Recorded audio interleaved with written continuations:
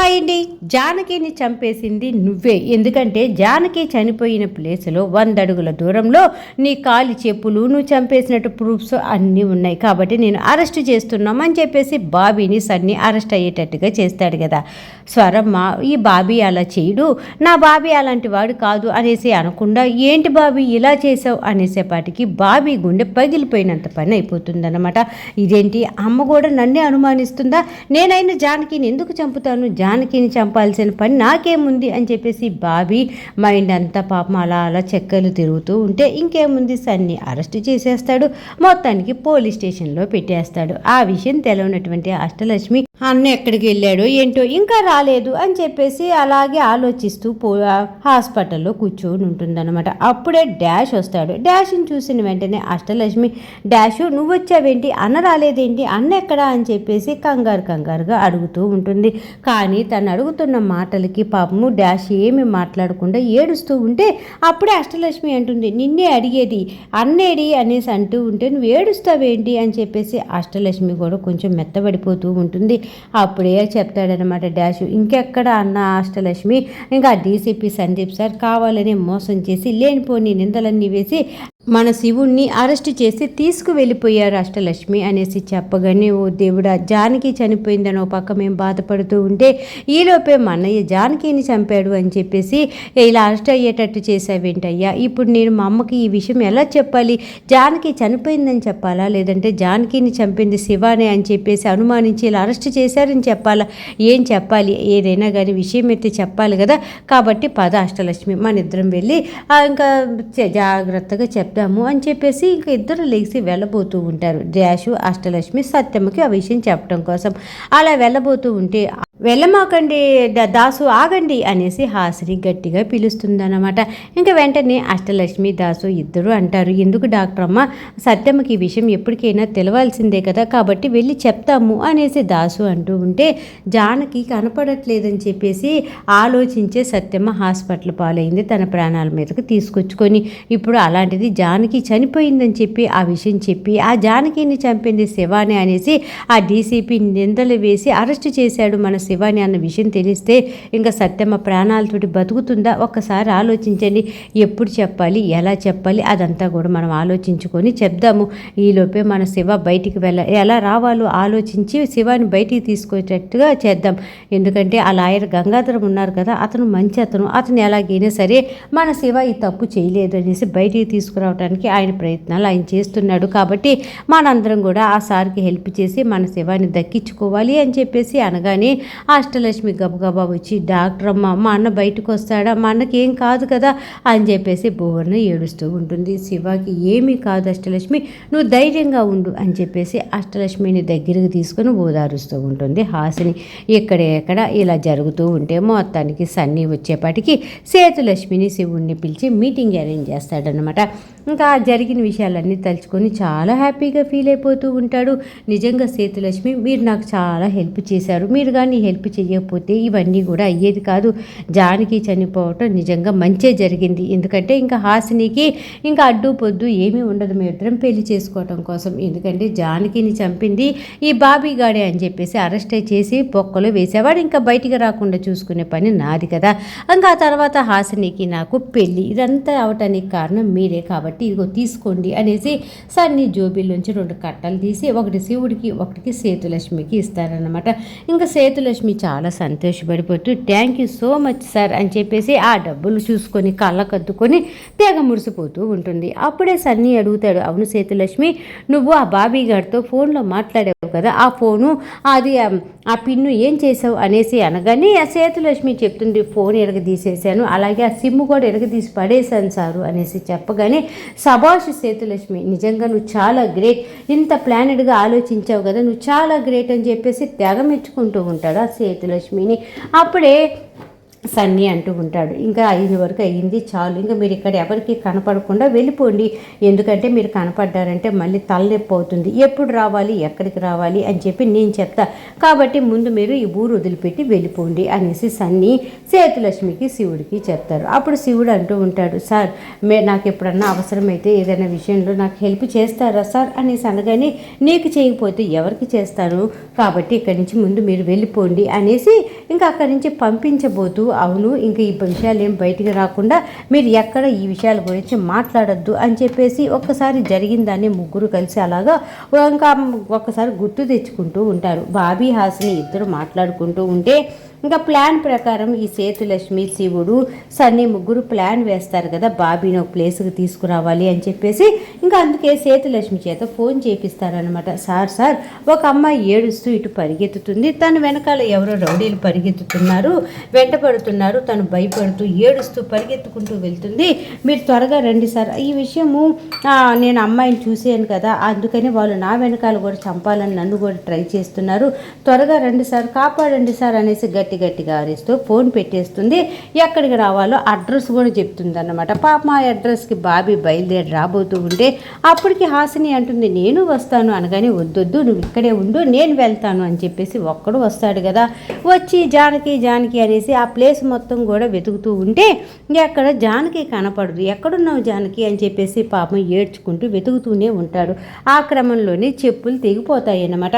ఆ తెగిపోయిన చెప్పుల్ని ఒక్కసారి పట్టుకొని గుర్తు చేసుకుంటాడు. సన్నీ అంటాడు కదా, ఏంట్రా అమ్మని తీసుకొని వెళ్తావా, అమ్మ నువ్వు పెంచుకుంటావా, అసలు అమ్మ వేసుకునే చెప్పులు ఎంతో తెలుసా, అమ్మవాడే చీర ఖరీదు ఎంతో తెలుసా అనేసి రకరకాలుగా బాబీని బాధ పెడతాడు కదా. ఆ విషయాలన్నీ గుర్తుకు వచ్చి ఇంకా అక్కడే ఆ చెప్పులు విసిరేసి జానకి అని పిలుచుకుంటూ జానకిని వెతుక్కుంటూ ఉంటాడు. ఇదంతా గమనిస్తున్నటువంటి శివుడు ఉంటాడు కదా, ఆ శివుడు ఎప్పటికప్పుడు ఇన్ఫర్మేషన్ ఇచ్చేస్తూ ఉంటాడనమాట. సన్నీకి ఇచ్చి, సార్ వాడి చెప్పులు ఇలా తెగిపోయినాయి అనగానే వాటిని ఒక కవర్లో వేసుకో అని చెప్పేసి సన్నీ చెప్తాడు. శివుడు ఆ బాబీవి తెగిపోయిన చెప్పులు తీసుకొని కవర్లో వేసుకుంటాడు. ప్లాన్ ప్రకారం జానకిని ఎక్కడైతే చంపాలనుకున్నారో ఆ చంపే ప్లేస్కి 100 అడుగుల దూరంలో ఈ వస్తువులన్నీ వేస్తారు. అలాగే జానకి చెవిదిద్దు కాలు పట్టి కూడా అక్కడే వేస్తారు. కాబట్టి ఇంకా జానకిని చంపింది బాబీగాడే అని చెప్పేసి అరెస్ట్ చేసి పోలీస్ స్టేషన్లో పెడతారు. అవన్నీ తలుచుకొని తెగ నవ్వుకుంటూ ఉంటే ఇంకా అప్పుడే సన్నీ అంటాడు, సేతులక్ష్మి శివుడు ముందు మీ ఇద్దరు ఇక్కడి నుంచి వెళ్ళిపోయింది, మన ముగ్గురం మాట్లాడుకుంటున్నట్టుగా ఎవరికన్నా తెలిసినా కూడా మళ్ళీ మనం ఆపదలో పడతాం అనేసి అనగానే సేతులక్ష్మి శివుడు అక్కడి నుంచి జంపు జిలాని అన్నమాట.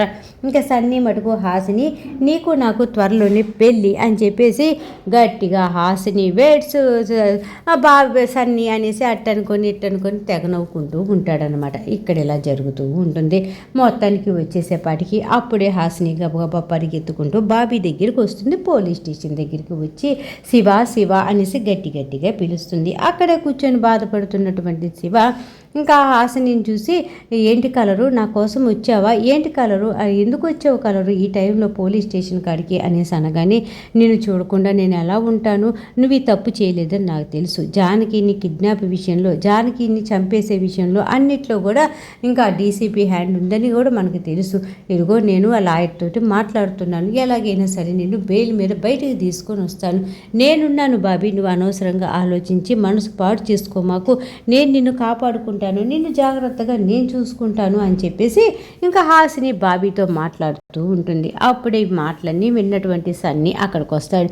ఏంటి హాసిని, ఎందుకు నీకు వీడంటే అంత ఇష్టం, నన్ను పెళ్లి చేసుకున్నావనుకో, డీసీపీ భార్య అంటే ఎంత హోదాలో ఉంది, ఆ పెయింట్ల డబ్బా ఓడి భార్య అంటే ఎలా ఉంది, ఒకసారి నువ్వు ఆలోచించు, మన ఇద్దరు జోడి ఎంత బాగుందో చూడు, మేడ్ ఫర్ ఈచ్ అదర్ లాగా ఉంది, వాడి పక్కన నిన్ను అసలు నేను ఊహించుకోలేకపోతున్నాను, అలాంటిది నేను నిన్ను ప్రేమిస్తున్నాను అంటే నువ్వు నన్ను ప్రేమించుకుంటా వాడిని ప్రేమిస్తున్నానని వాడు వెంట పడతావేంటి అని చెప్పేసి తెగగా గుంజుకుంటూ ఉంటాడనమాట.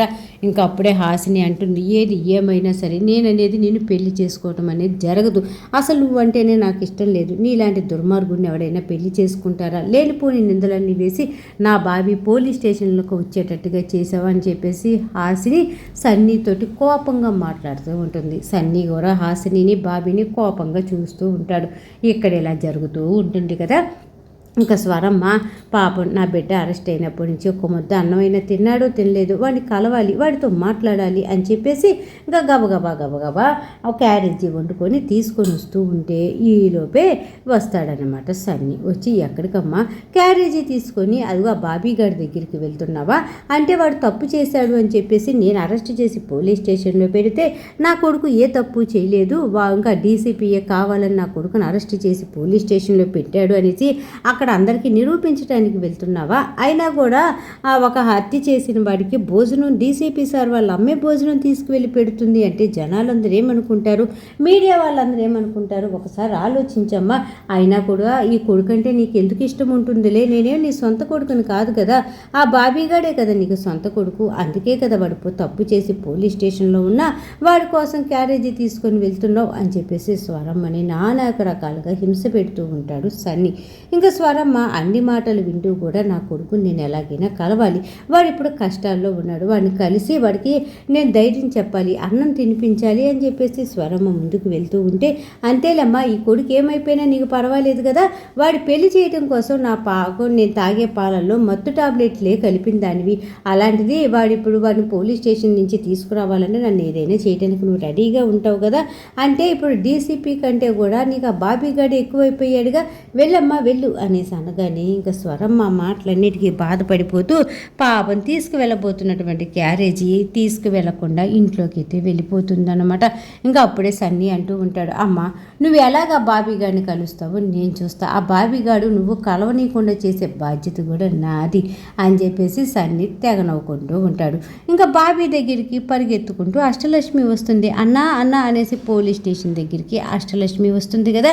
ఇంకా బాబీ అంటూ ఉంటాడు, నువ్వెందుకు వచ్చావు 8, నువ్వెందుకు వచ్చావు ఇటయ్యానా అనేసి అనగానే, అన్న నువ్వు జానకిని చంపటం ఏంటన్నా, అసలు నువ్వు జానకిని చంపావని ఆ డీసీపీ సార్ అరెస్ట్ చేసి నేను పోలీస్ స్టేషన్లో పెట్టడం ఏంటన్నా, ఈ విషయం తెలిస్తే సత్యమ్మ ప్రాణాలతోటి బతుకుతుందా, అసలు జానకి కనపడట్లేదని తన ప్రాణాల మీదకి తీసుకొని వచ్చి అలా పడుకోనుంది, ఇప్పుడు నువ్వు జానకిని చంపావని చెప్పేసి ఈ డీసీపీ సార్ అరెస్ట్ చేసి అన్నను పోలీస్ స్టేషన్లో పెట్టాడు అంటే ఇంకా సత్యమ్మ బతుకుతుందా అని చెప్పేసి ఒకటి ఏడుస్తూ ఉంటుందన్నమాట.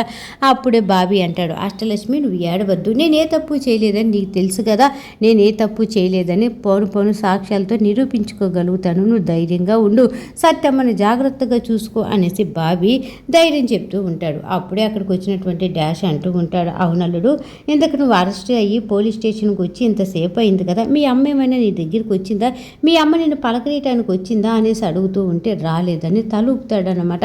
కాకపోతే అక్కడ పాపం స్వరమ్మ రావాలని ట్రై చేస్తే ఆ సన్ని చెడగొడతాడు కదా, లేనిపోని మాయ మాటలన్నీ చెప్పి ఇంకా లేనిపోని ప్రేమంతా చూపించి స్వరమ్మ వెనక్కి వెళ్ళేటట్టుగా చేస్తాడు కదా పాపం.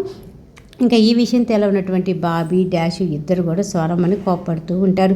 ఏ తల్లైనా సరే కొడుకు అరెస్ట్ అయ్యి పోలీస్ స్టేషన్లో బాధపడుతూ ఉంటే చూడటానికైనా వస్తారు కదా, అయినా కూడా ఆ మేడం గారేంటి ఒకసారి కూడా నేను చూడటానికి రాలేదల్లుడు అని చెప్పేసి ఇంకా మాట్లాడుకుంటూ ఉంటే ఈరోజు ఎపిసోడ్ అయిపోయిందనమాట. మొత్తానికి సీరియల్ బాగుంది, చక్కగా ఉంది, అర్థమయ్యింది అనుకుంటే మర్చిపోకుండా నా ఛానల్ని లైక్ చేయండి, షేర్ చేయండి, సబ్స్క్రైబ్ చేసుకోండి. కింద బెల్ సింబల్ ఉంటుంది కదా, దాన్ని గట్టిగా ఒక బాధేసేయండి. రేపు రాబోయే ఎపిసోడ్లో మళ్ళీ కలుద్దాం. అంతవరకు ఉంటా మరి, బాయ్.